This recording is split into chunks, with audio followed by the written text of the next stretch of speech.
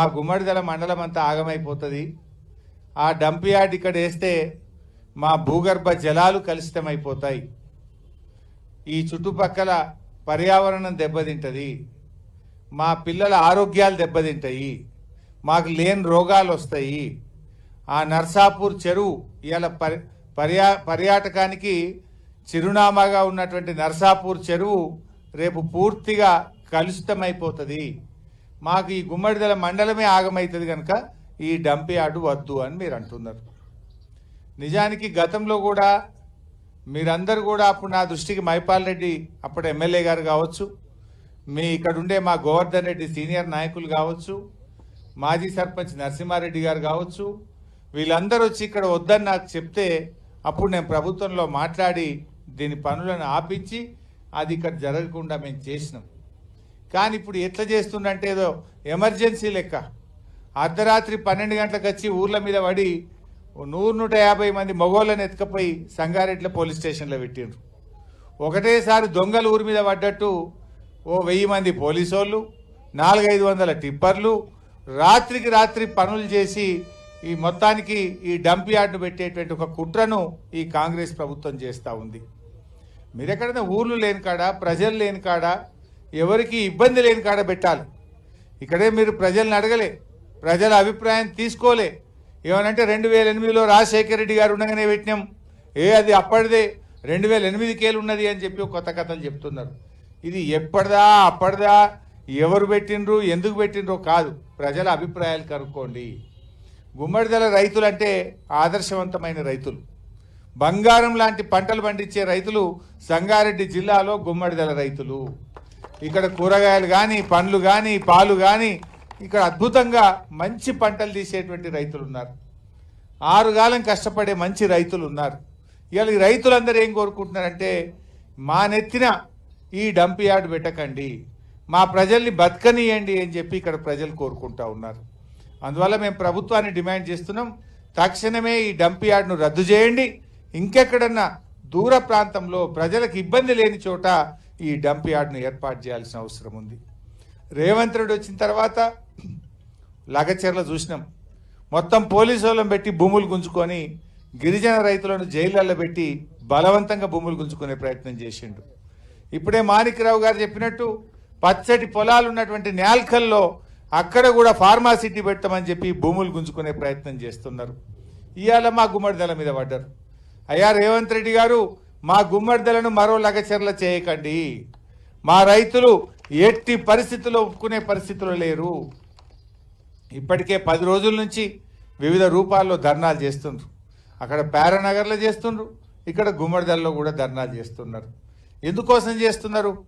ఇదంతా రేపు మా పిల్లల భవిష్యత్తు దెబ్బతింటుంది, మా ఆరోగ్యాలు దెబ్బతింటాయి, మా పంటలు దెబ్బతింటాయి, మా భూములు దెబ్బతింటాయి, మా చెరువులు దెబ్బతింటాయి, మా భూములు దెబ్బతింటాయి, మేము ఆగమైపోతామని చెప్పి ఇలా వద్దంటా ఉన్నారు.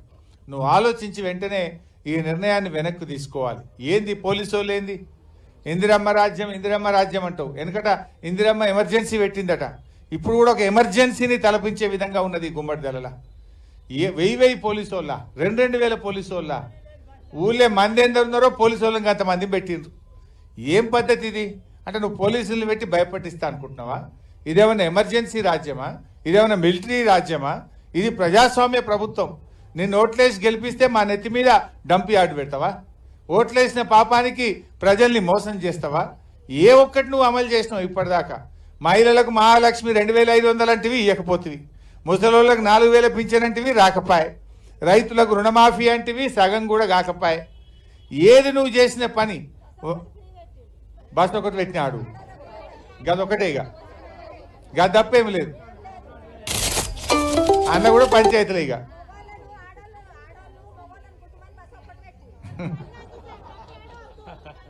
సో ఈ రకంగా ప్రజల్ని ఇబ్బంది పెడుతున్నావు.